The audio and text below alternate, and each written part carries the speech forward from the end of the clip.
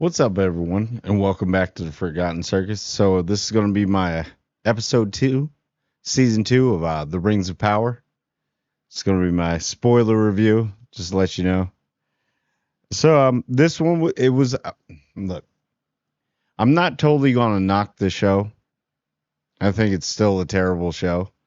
But this one had a little bit of promise, in it. So let's go over it. So can we all agree, like, the dwarfs are like the dopest part of this show?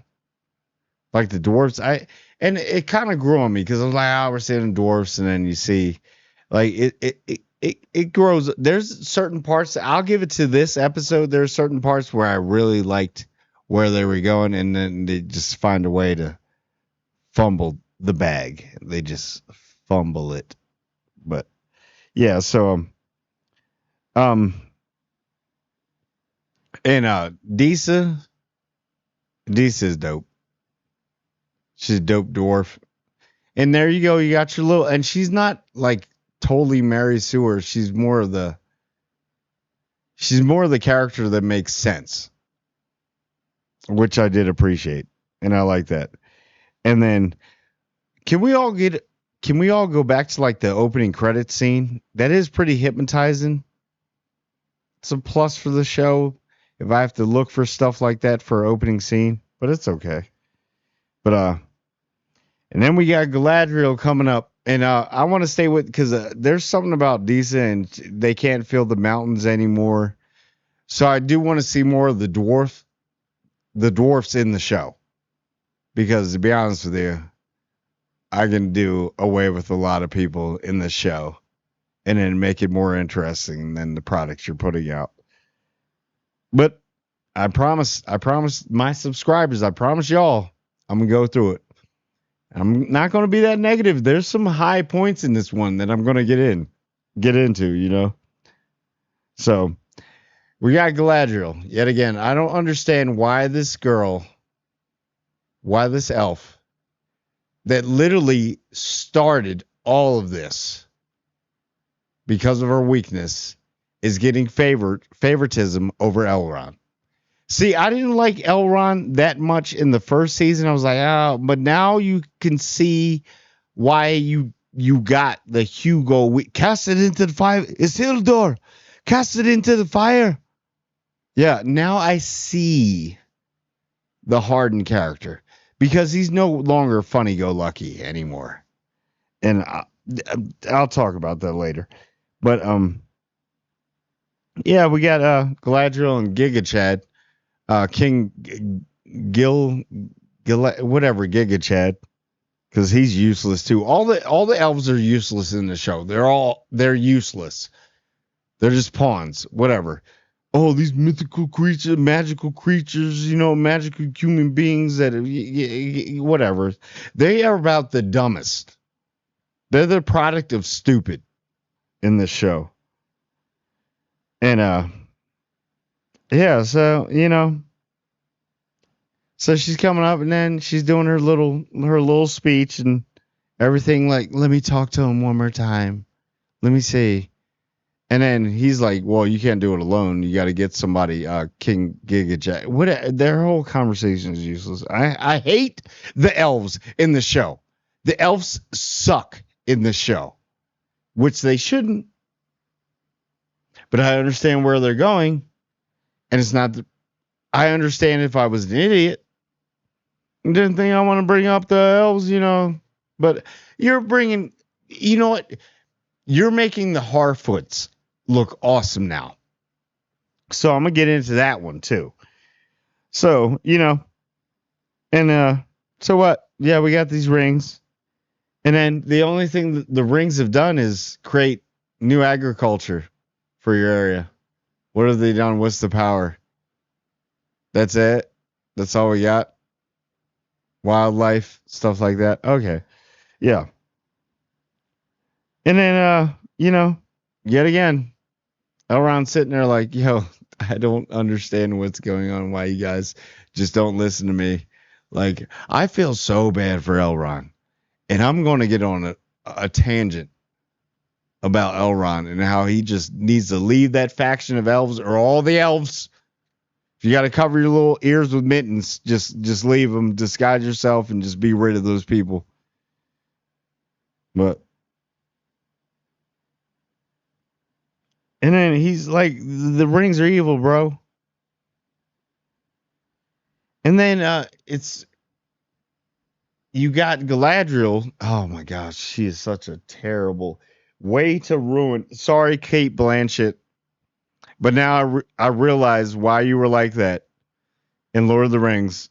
In that one moment with what was it, Sauron, Gandalf? Well, not Sauron, but it was the ring wraiths and every. Well, better movie. I don't want to involve that in there, but yeah. So yet again,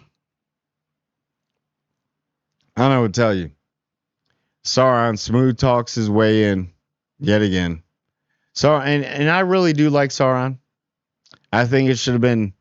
I mean, Sauron and the Adventures of Sauron and Elrond just taking over the world, ripping it apart, like all you dumb people, just rip it all apart. But yeah, it's just too good. And then we have the scene which was totally pointless, and I'm totally with the desert people that are like Fremen slash like what is going on? So that's the dark. Is that going to be Saruman eventually? I'm so confused with that. But the Dark Wizard in the Dune universe with the pixie dust, and then Eminem returns. I don't really get what their focus is and everything. I know by the book, everybody's but by the lore, bro. Look by the lore. They're in there, but it's not being produced great on screen. For some, like I've read the books, watched all the stuff, and they're kind of forgettable. But yeah, the Dune people. And then why does it look like CGI from Scorpion King? I got Scorpion King and the Mummy Returns vibes off of this scene for some odd reason. With all this big budget, why did it feel like that? I don't know. Maybe it's just me. Maybe it's just me. But yeah, Eminem's back, so that's a plus. And then I was on the fence about Gandalf, or is he Gandalf, or is he not? And the Harfoots adventures. I'm starting to like the Harfoots. I wish that was a show in it by itself. At least you would know what it is. It's like Gandalf finding himself with the Harfoots, and then he finds the hobbits, and then But I'm actually not minding though. Those parts are fun in this episode. You know? So, I mean, they're better than elves. Isn't that sad? Something that's so big in the lore and everything about this, the elves are so powerful and almighty in this universe, and you found a way where the Harfoots, Brendy Pennywine or Brenny Hardfoot or Brenny Rockstone or whatever their names are more exciting than the elves. You found a way. This is great. Makes no sense to me. And I think they should get their own movie. It's to the point where I feel like the Harfoots and the Adventures of Oh, I think I got the title for you. Gandalf. And should it be The Adventures of Gandalf and the Harfoots? I don't know. Maybe it'd be better than this shit show. So, I do like how they're doing the thing, so you get to see more. So there's a lot of the dwarfs in this, which I did like. They're more interesting than any other thing besides the Harfoots. All of a sudden, the Harfoots are in top 2 right now. Wow, that's how bad this show is. So they're doing the singing thing, and then it just shows how much King Doran is. He the third, the fourth, but King Doran is like he really respects Disa, and I do like these moments.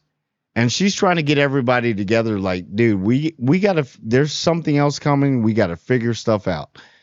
And it works for me. So I don't want to talk too much about Disa and Doran, but it was that respect factor. Like, yes, you are my daughter-in-law. So, and I love my son. So I got to kind of talk to you. But you did fail on the singing thing. So but open ears, which was cool. And then Galadriel.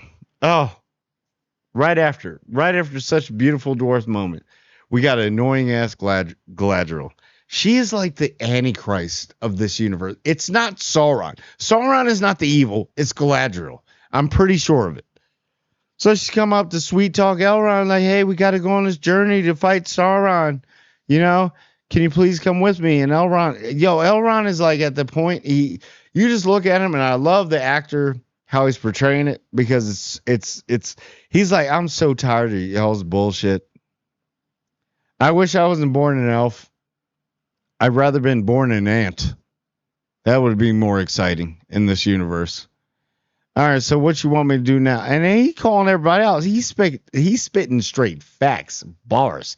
Elrond is probably the MVP. Elrond and Sauron are the MVPs of the show. That's the only reason why I'm watching the show. Because I just want to see a bunch of toddler idiots around grown people. And Disa. You can throw Disa in there too. Throw Disa in there with the rest of them too. Because Disa, she go hard in the paint. Those three, those are the only people I care about. But yeah, so he's sitting there, and then she's like, well, doing all that. And he's like, yeah, I got you. You made a promise to me. And he's like, God damn it. I'm going to have to honor that promise, but I'm going to tell you about yourself. And then I'm going to shy away a little bit. And then, well, Elrond's a man of honor. He's the only man of honor in this. Besides Sauron. At least Sauron is a man of honor to himself. But, yep. So he's like, yeah. And then Buddy Grice comes back and he's talking to Elrond. And Elrond's like, you think there's a point when he's like, oh, yeah, I understand what you're saying. Because he's doing a little fish thing. Buddy Grice, Buddy Grice from, It's like, Elrond, you have to see about it a different way. The rings work differently. And he never touched them. Elrond's like, I'm sitting. I know Elrond's like, I can't deal with the utter. Literally, I'm sitting here looking at all you dumb elves, and like, this is what I was born into. They're a bunch of idiots. And he's like, all right, I'll listen to what he has to say. And Elrond's like, oh, and the point when you're like, yeah, I think he got him on board. Elrond's like, literally, he was like, you're an idiot. You're dumb. Cool hair. Now we know that you can shave with seashells, and then have your little bling bling on. That's cool. All right. You're all idiots. I'm stuck here because, I'm a man of honor. This sucks. That right there was the point when you literally looked at Elrond and was like, dude, I feel bad for you, bro.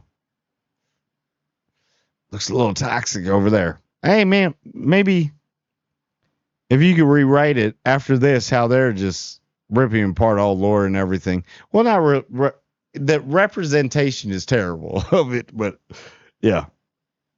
So, yeah, another thing again with the Harfoots. So, Gandalf goes a little crazy, huh? Goes a little crazy. And I did like this scene. The special effects were good with the sandstorm and all that. And he had the staff that gets broken away. So I guess he's going to get another staff. And then you had the Tusken Raiders yet again. Tusken Raiders are in this a lot. I didn't see Jabba the Hutt at all. All right. Tatooine. Vader wasn't there. But so we have this desert planet. But that's cool. But yeah. And then, yeah. And the elves are just basically idiots. So it ends off with Galadriel yet again with sitting there like you're the Virgin Mary and you've never done anything wrong. This whole thing is because of you. Sits there and she's just like, yeah, oh, okay. So, and then King Giga Chad, the elves suck in the show. They are just so terrible in the show. I'd roll with the orcs and Andar and all them before I'd roll with anybody. I'd roll with the Dust Mite before the elves. I don't trust anything they do. Just they suck. So yeah, she's sitting there and she's like, yeah, cool. So, and he's like, you're going to go on this mission to find if Sauron's still alive, if Sauron's out there, and find what's going on, even though you got the rings just sitting right there. Just nobody can send Sauron. all that mythics and magic that elves have, and knowing I can read your eyes, I can read your face, but you can't sense the biggest evil ever known to man. And that's like being in a house when an earthquake's happening and be like, is an earthquake happening? Does somebody have a dishwasher on? It's got to be the dishwasher or the dryer washer. Yeah, that's what's shaking it. They're so freaking dumb. So, yeah. And then here's the kicker. King Gigachad says to Galadriel, if you're going to go on this mission, I don't know if you're going to be tempted. Then why send her on the mission? You could have sent somebody else. Why are we sending her? There's a bunch of people that know that they can find him and track him. If that's the case, lock her up in the dungeon until everything's over, and then you can rehabilitate her.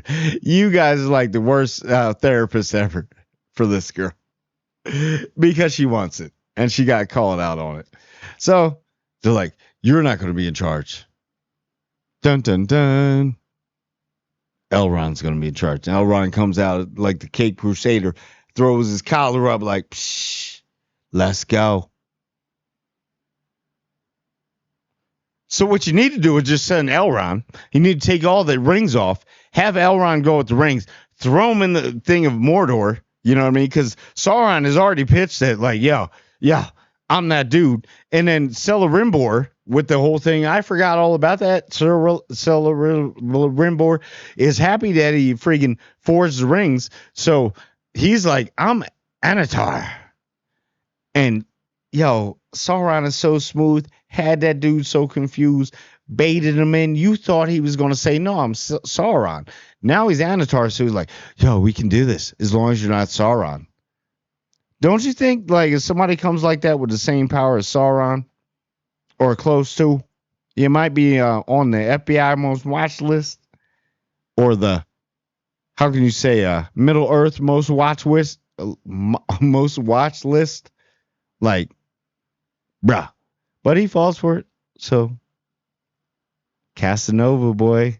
Sauron is my dude. He be smooth, boy. But, yeah, so we have all that. So we know that's accomplished. And then, yeah. Then we're going to start on to the next episode of Elrond being right and Sauron being right. They like cancel each other out. They're like, well, you do it this way. And he's like, well, you do it this way. You're wrong, but right. Oh, yeah. I'm going to make it through it. I promise you, people. I'm going to make it through it for y'all. But anyway, tell me what you think. Like, comment, and subscribe. And I want everyone to subscribe. And I do mean everyone. I'm going through this pain for y'all. And I do mean everyone.